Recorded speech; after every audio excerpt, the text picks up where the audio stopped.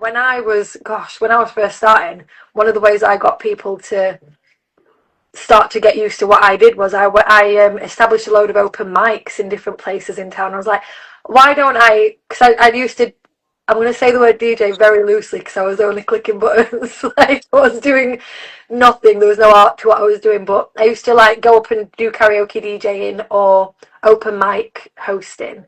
So that way I would be able to say to them, we'll run an open mic, we'll get it started, and we'll do it for like this low amount to start off with.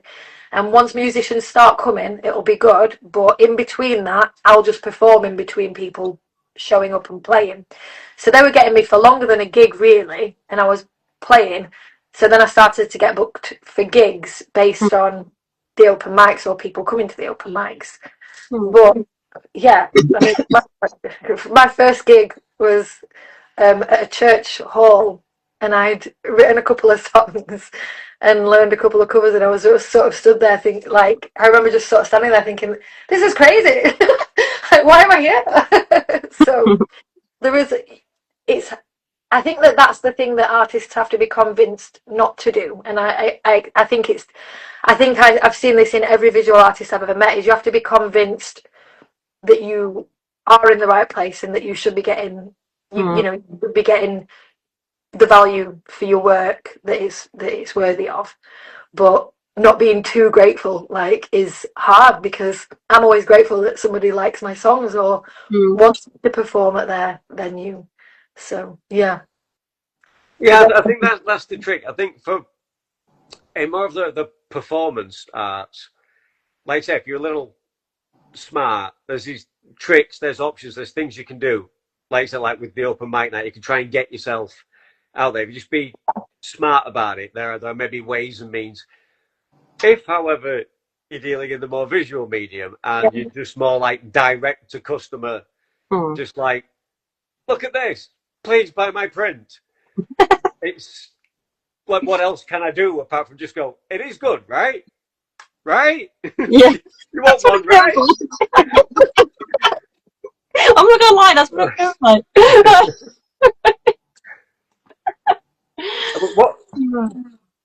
What I think is fantastic that you do, I think when you take you do the portraits of the actors and their characters, when you go stand in those ridiculous lines at the Comic Cons, just so you can have at least the social media post of you, the real guy, and their portrait.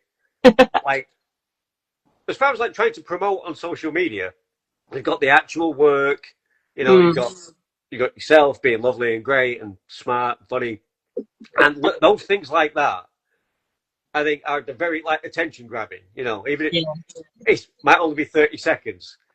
It's the selfie. It costs like ridiculous money and 3 hours in a line. Yeah, like I've waited longer than that, by the way. Like, what more can you do? You know, if that's not enough. Well, to be honest, it's the Comic Cons which actually get my audience, really, because you know, you tag the actors and then people see it. Yeah.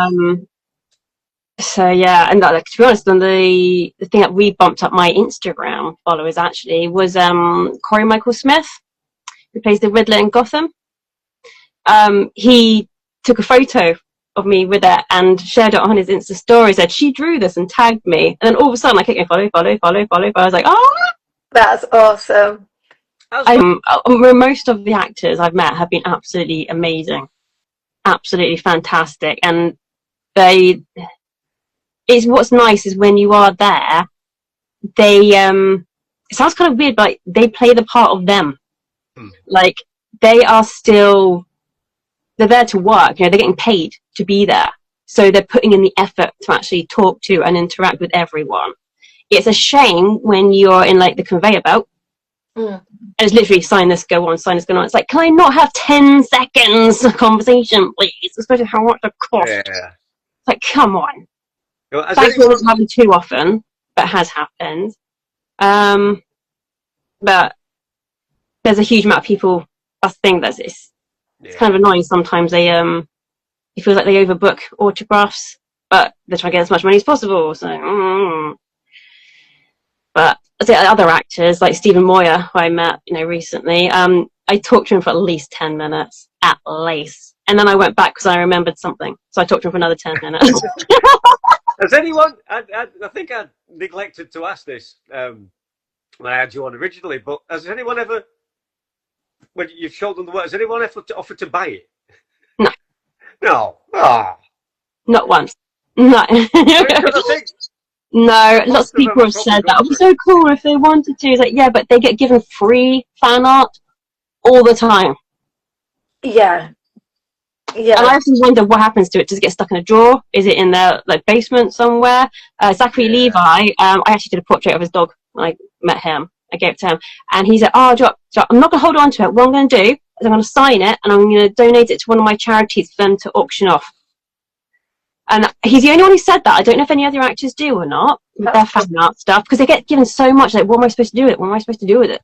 Yeah. So they sign it, and because Zachary Levi, I think he supports 7 different charities or something.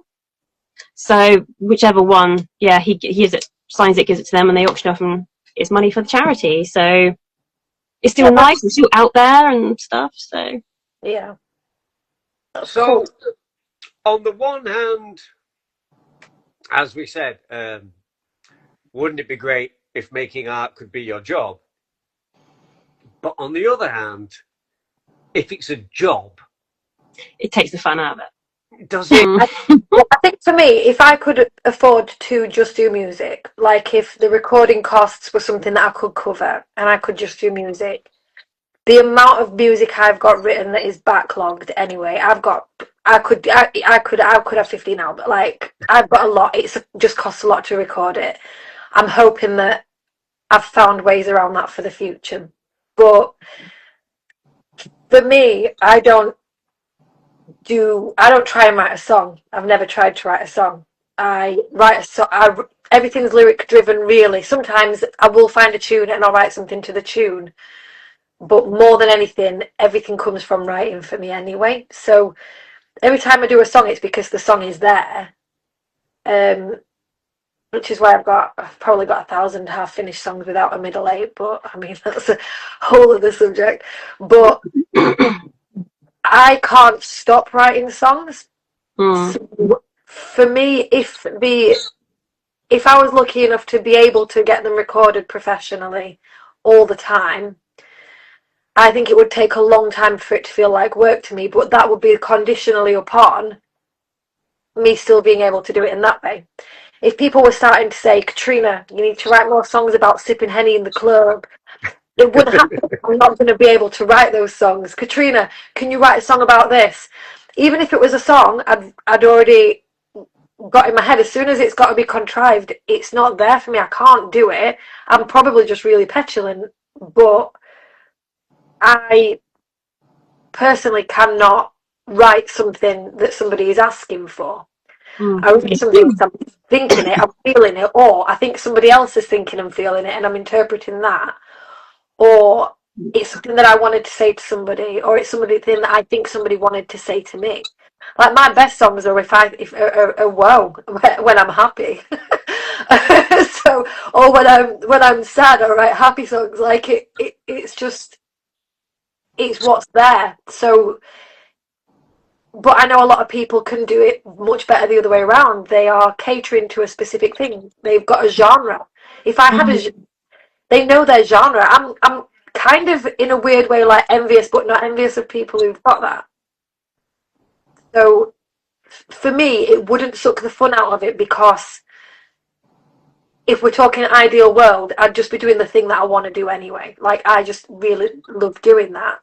So, but I suppose if you're doing a picture of someone, does it have a different feel to it? Like, if you've got to do it constantly, I feel like that's more work than what I do. To be honest, that's like a grueling sort of hundreds of hours. It's a different kind of pressure.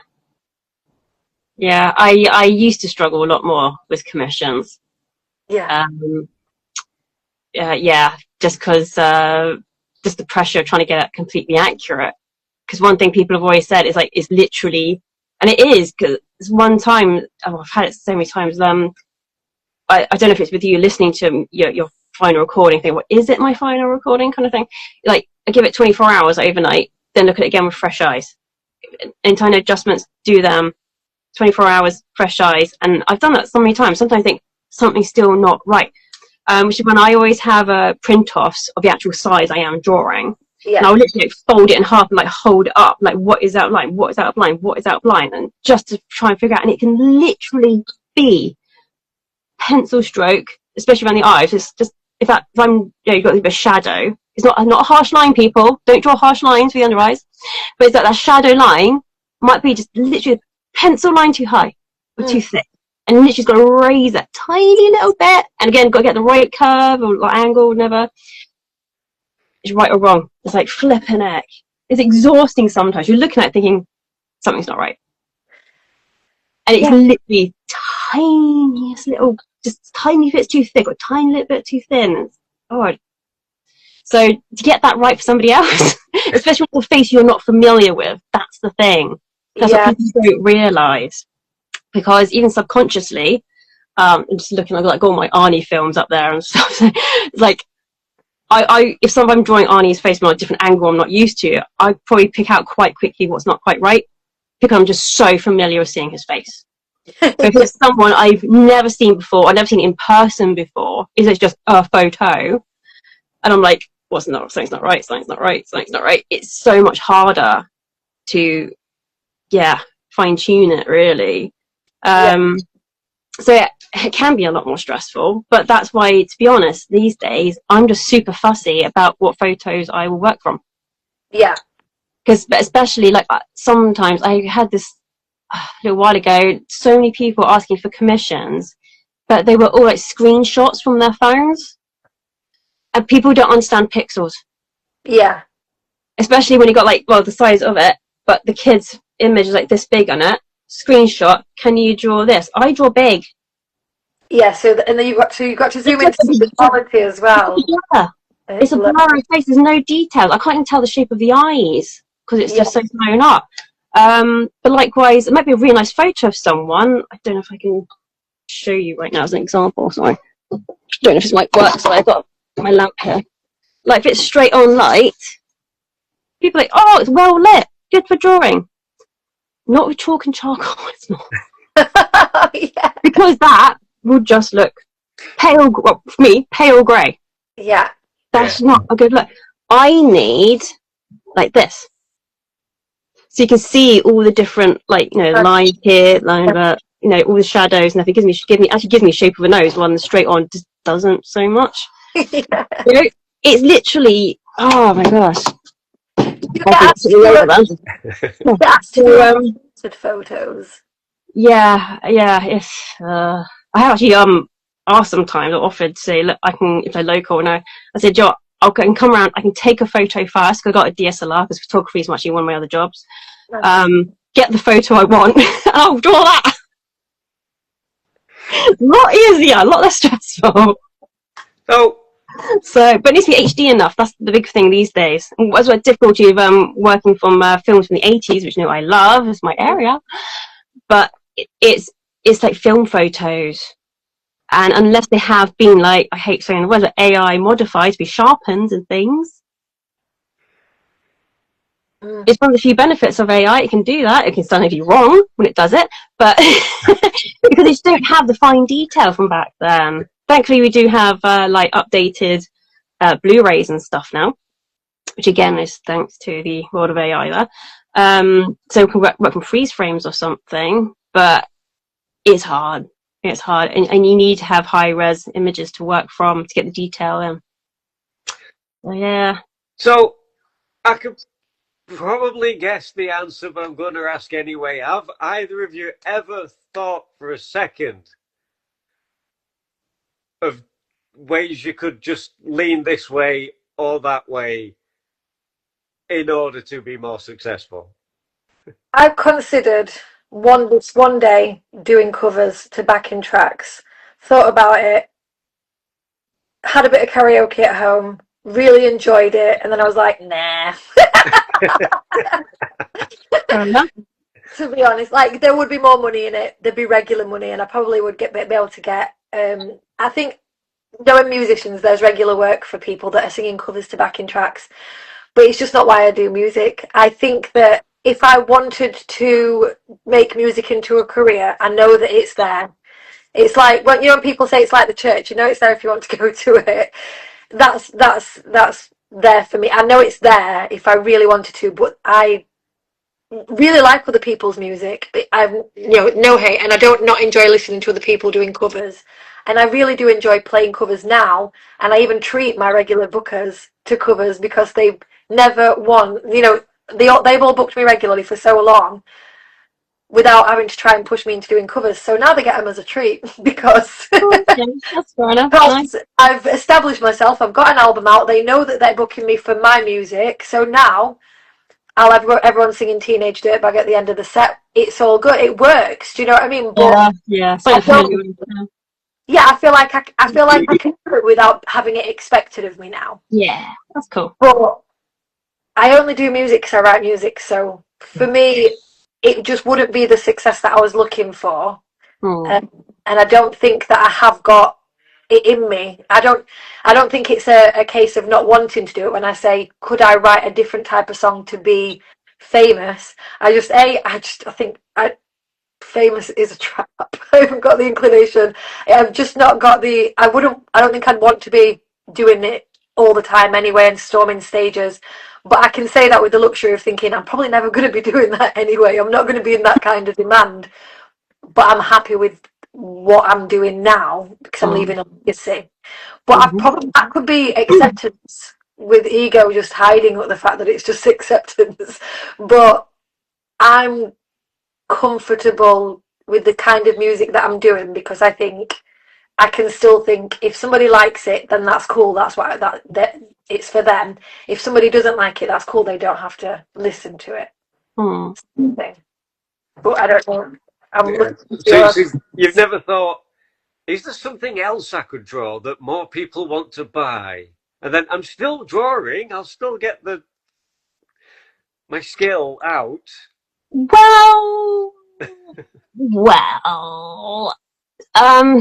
So going back to the commissions thing a sec, one thing I know other people notice because they sort of hinged at, but I was aware of it myself anyway, so it's okay. It's just the fact that when I do something that's asked versus something I want to draw, it's never as good as what I want to draw. And it shows, sadly, because it's the passion and it's the love. Like I said, like you put a bit of yourself in it, and it's just like a drawing that's a drawing. Whereas something, I really want to do this, I want to look like that. I mean, it's just different. But I learned before, I can't remember which character or anything it was now. I do get this. People say, oh, if you draw so-and-so, I'll buy a print. Says one person ever. And it's just like, well, I could. I think one time I did something, it does for quite a few times, but then I did it and no one was interested. So it's like, right, okay. So I'm not going to spend, just so people know, it takes me like 35 hours to do a drawing-ish. Can take way more than that, depending. So that's a full working week. I'm not going to do that for one person to buy one print. No. How am I supposed to pay my bills? Yeah. So, no. Basically. And people actually ask me, have I drawn any like Marvel characters like Iron Man and everything? I'm like, no. Partly it's because everyone was drawing them. Yeah. Yeah. And I just thought my stuff would just get lost in the scrolling. Oh, it's another Spider-Man. Oh, it's another Iron Man. Oh, it's another Thor. Like, no one's going to actually see my artwork, if you know what I mean, because it just is in the blur of all the others. And now it's kind of like, I know they've got like the next big chapter thing coming up now, whatever, but it's, I just think, it's a bit late now. But I got a massively long list of things I want to draw anyway. So I'm not too concerned about trends and things. So